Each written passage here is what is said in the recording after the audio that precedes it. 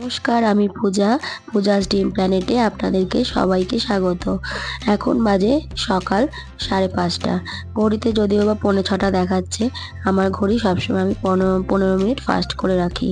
আর এদিকে সকালে ঘুম থেকে উঠে থেকেই দেখি বৃষ্টি শুরু হয়ে গেছে। আমাদের দেশে তো এখন বর্ষা ঢুকেই গেছে। আর এখন বর্ষাকাল যেহেতু, মাঝে মাঝেই সবসময় বৃষ্টি তো হবেই। তো তাই ভাবলাম সকাল সকাল যখন উঠেই পড়েছি, সব কাজগুলো যে বাকি কাজগুলো থাকে টুকটাক, এই জামা কাপড় গোছানো, অন্য সময় তো তাড়াহুড়োতে সময় পাই না। তো তাই ভাবলাম যে আজকে একটু সব জামা কাপড়গুলো, একই বর্ষায় সব জামা কাপড়গুলো স্যাঁতস্যাঁতে হয়ে থাকে, তো ভাবলাম সব জামা কাপড়গুলো আজ ঠিকঠাক করে নিই। সবার প্রথমে আজকে আমি আমার ছেলের এই ওয়ারড্রবটা, ছোট যেখানে ওর জামা কাপড় রাখি, সেই ওয়ারড্রবটা গুছিয়ে নিচ্ছি।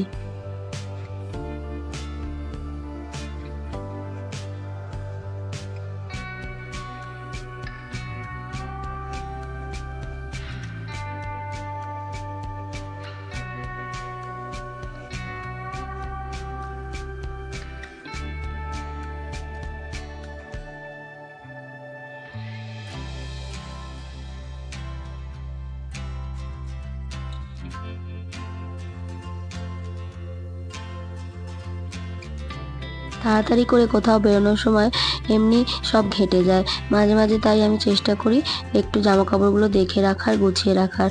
তাতে কি হয়, একটু মাথা থেকে চাপটাও কমে, আর হালকাও থাকি, আর কাজের সুবিধাও হয়। যখন কোথাও বেরোই, হয়তো যে জামাটা পরাবো ভাবছি, খুঁজে পাচ্ছি না, তো তাই একটু আবার সব জামা কাপড়গুলো ঠিকঠাক করে গুছিয়ে রাখছি, দেখে রাখছি।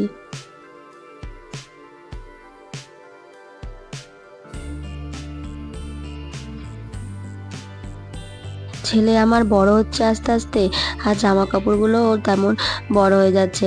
আগে যেমন ছোট ছোট জামা কাপড়গুলো ছিল, এখন তার থেকে আরেকটু বেড়েছে। এরপর দেখুন আমার সব জামা কাপড় গোছানো কমপ্লিট। এবার আমি ওর বাবার আর আমাদের কিছু ড্রেস আছে, সেগুলো গুছিয়ে নেবো। আবার বিছানার চাদরও যেগুলো কাচা হয়েছিল, গোছানো হয়নি, সেগুলো ভাবছি একবারে সব গুছিয়ে তারপরে রান্নার কাজে যাব।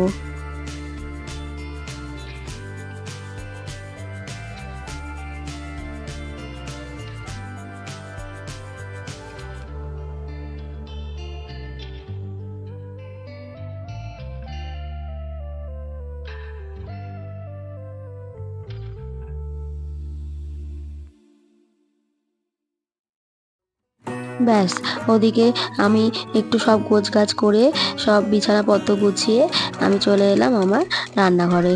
এবার রান্নাঘরে এসে আগে গ্যাস ওভেনটা তো পরিষ্কার করে নিয়েছিলাম। তারপর দেখুন আগে দুটো গ্যাস জ্বালিয়ে আগে আমি প্রণাম করে নিই, যাতে আমার রান্নাগুলো ঠিকঠাক হয়। তো সবার প্রথমে আগে একটা গ্যাসে চা, একটা গ্যাসে দুধ বসিয়ে দিলাম।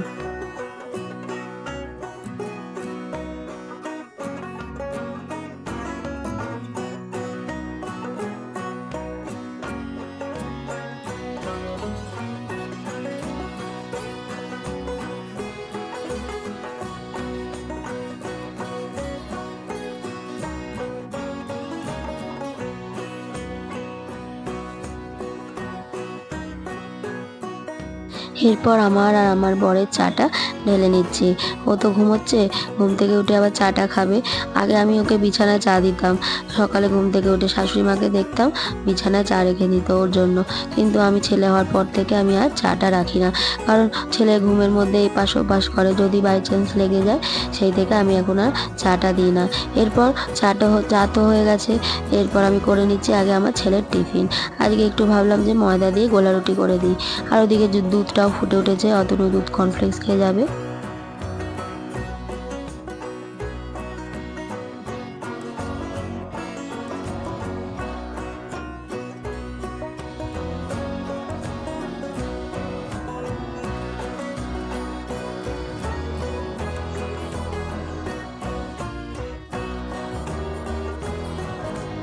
বড় করে গোলা রুটি করলে ও তো খায় না, ওকে ওর জন্য তাই ছোট ছোট করে গোলা রুটি করে দিয়েছি। তাই তাই ছোট ছোট করে দিলে কি হবে, দুটো তিনটে তবু খাবে। আর না হলে বড় হলে তো ছিঁড়তেও পারে না আর খেতেও পারবে না। আর এরপর দেখুন আস্তে আস্তে করে গোলা রুটিগুলো আমি তুলে নিচ্ছি।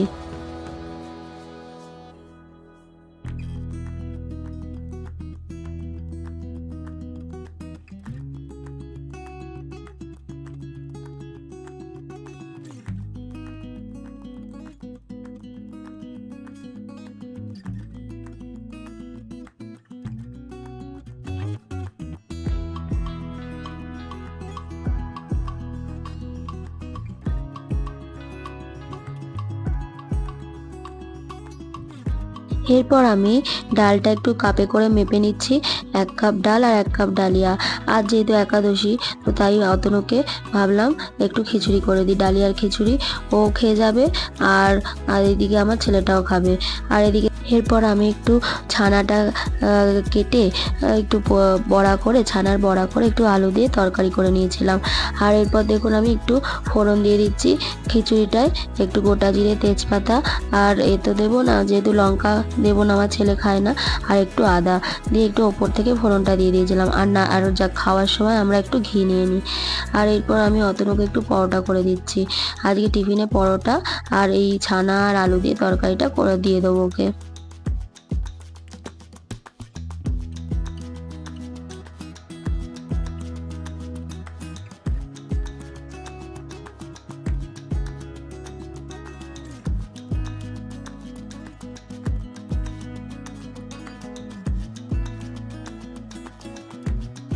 সংসারের কাজগুলো একটু বুদ্ধি করে করলে কোনো কাজই করতে আর কষ্ট লাগে না।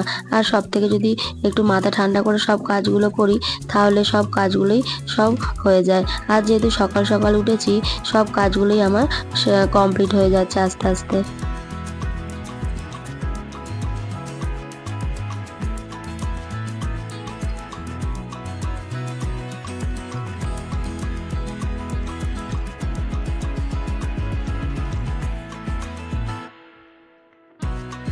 আবার ওদিকে যিনি আমার বাসন মাজেন, বয়স্ক তো, তাই ওনার আবার শরীর খারাপ হয়েছে, আসতে পারছে না।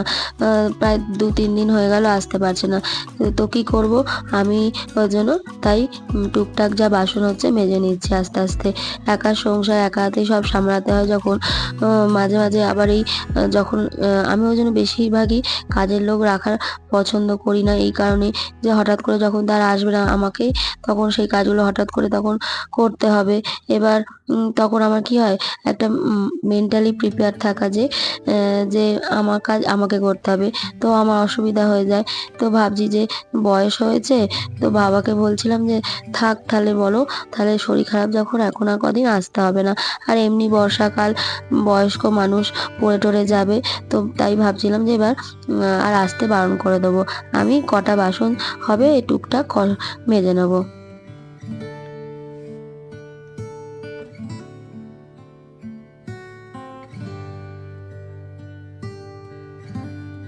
ব্যাস আমার হাজব্যান্ডের টিফিন রেডি, একটু পরোটা, মিষ্টি আর তরকারি।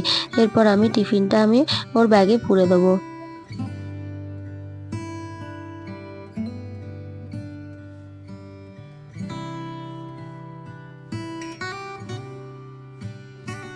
এরপর আমি গ্যাসটা মুছে কমপ্লিট আমার কাজ। আর দেখুন আমার ছেলে উঠে পড়েছে। আর এই যে দেখুন 1 গামলাই বাসন হয়ে গেছে, টুকটুক করতে করতে অনেকই হয়ে গেছে। এরপর আমি স্নান করে রেডি হয়ে নিয়েছি, ছেলেকে স্কুলে নিয়ে যাব।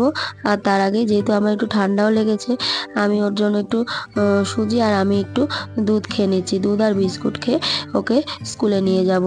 আর ছেলে দেখুন আমার দুধটা ও খাবে। ওকে তো ও আলাদা দুধ দিই, আমাদের দুধটা ওকে দিই না এখন অবধি, ডাক্তার বারণ করেছে। তো তাই এবার দেখুন আমি যেহেতু দুধ বিস্কুট খাচ্ছি, ও আমার থেকে ওই দুধ বিস্কুটটা খাবে।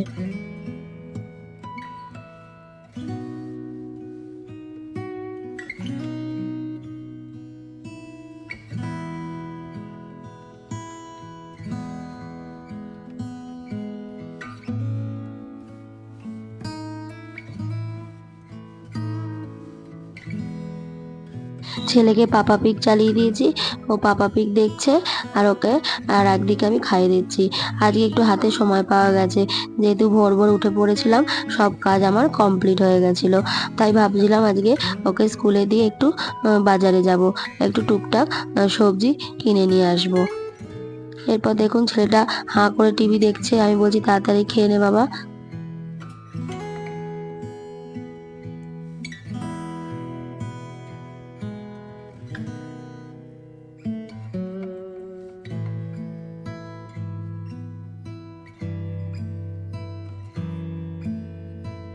এরপর আমি ছেলেকে স্কুলের ড্রেসটা পরিয়ে নিচ্ছি। এই সব দিকে আমার ছেলে মানে বলবো যে খুবই ভালো। ও কোনোদিন কোনো কিছুতে বায়না করে না, চুপচাপ স্কুল ড্রেস পরে নেয়, চুপচাপ স্কুলে চলে যায়। বেশ ভালো লাগে মা হিসাবে।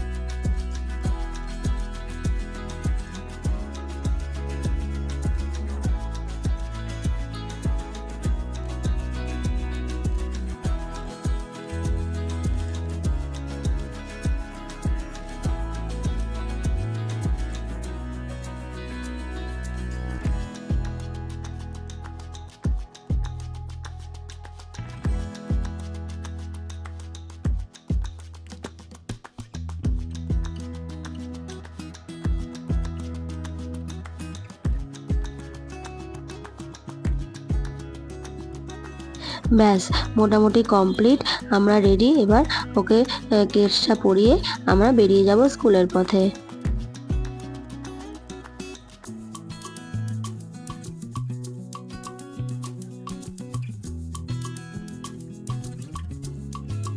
এরপর আমরা দুজনে বৃষ্টি দেখতে দেখতে পৌঁছে গেলাম স্কুলে।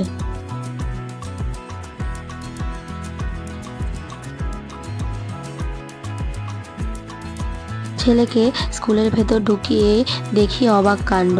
আমার ছেলে দেখি স্কুলের ব্যাগটা রেখে চুপটি করে বসে আছে। এত ভালো লাগছিল মা হিসাবে। ও সারাদিন তো বাড়িতে দুষ্টুমি করে, বকা খায়। ভাবি যে হয়তো স্কুলেও দুষ্টুমি করছে, হয়তো আন্টিদের বকা খাচ্ছে, মার খাচ্ছে, কিন্তু না। দেখুন কেমন ছেলে আমার চুপটি করে ব্যাগ নিয়ে বসে আছে, আবার বন্ধুদের সাথে কথা বলছে। এত ভালো লাগছিল মুহূর্তটা, মনে হচ্ছিল না যে চলে আসি বাড়ি, মনে হচ্ছিল যে সারাক্ষণ দেখি। তো ভাবছিলাম, তাই ভাবতে ভাবতে একজনও তাই একটু ভিডিও করে নিলাম। আবার ওর বাবাকে ফোন করেছিলাম, ওর বাবাকেও দেখালাম যে দেখো আমাদের ছেলে কেমন চুপটি করে বসে আছে। এরপর চলে গেলাম বাজারে। দেখুন বর্ষায় কি সুন্দর কত রকম শাক সবজি, আর এই যে দেখুন খেজুর আর হচ্ছে কালো জাম, কতদিন পর দেখলাম, তো তাই ভাবলাম যে একটু নিয়ে আসি। আর এনেছি খারকোল পাতা, ভাবলাম খারকোল পাতাটা বেটে এবার একটু গরম ভাত দিয়ে খাবো। আর একটু আনাজপাতি, অল্প টুকটাক সবজি এনেছি, আর এনেছি বেশ কিছু লেবু। লেবুটা থাকলে কি একটু চিকেনের ঝোল ভাত, একটু মাছের ঝোল ভাত দিয়ে খাওয়া হয়ে যায়। আর বর্ষাকালে তো বাজার দর তো একটু বেশিই হয়ে যায়, তো তাই একটু বেশি করে লেবু আর অল্প কিছু সবজি এনেছিলাম। এরপর আমি একটু লেবু রস করে নিচ্ছি, ছেলেকে স্কুলে আনতে যাব, একটু লেবু রস করে নিয়ে যাব। আর ও তো বাবার সাথে যেত, মাজা খেত, কিন্তু আমি ভাবছিলাম যে এবার থেকে রোজ একটু করে লেবুর রস, একটু ওআরএস, একটু নুন চিনির জল এগুলোই নিয়ে যাব। ছেলে তো আমার বেশ দিব্যি খেতে খেতে বাড়ি চলে আসছে।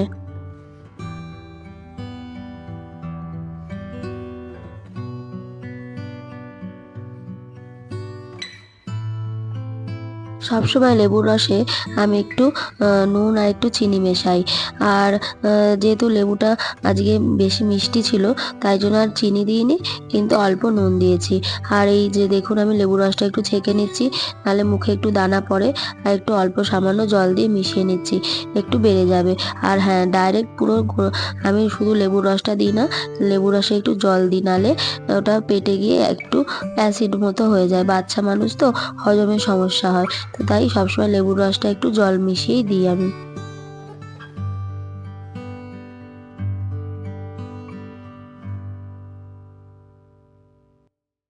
আমি সবসময় চেষ্টা করি কাজগুলোকে গুছিয়ে রাখার। এই যে দেখুন, যতটা পারি একটু ধুয়ে রেখে দিই। দিয়ে তারপরে এবার আমি স্কুলে যাব। কারণ এটা যদি না রাখি আবার এই কাজটাই পড়ে থাকবে। তারপরে পোকা হবে। আর যেহেতু বর্ষাকাল, বাচ্চার ঘর আমি একটু চাই। তাই সবকিছু টুকটাক করে একটু পরিষ্কার করে রাখার চেষ্টা করি।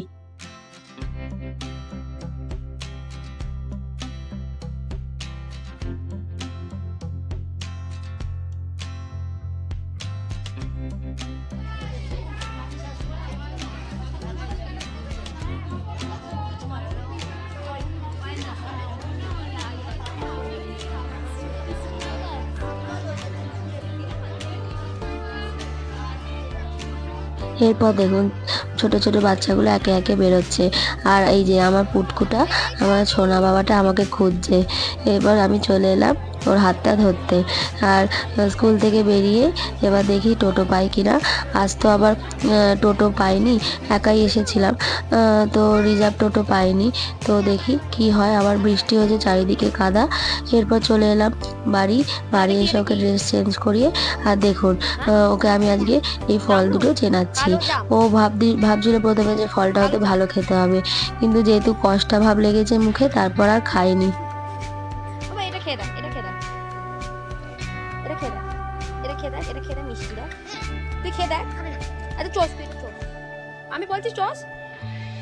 এটা মামা খাচ্ছে, দেখ, খেয়ে দেখ।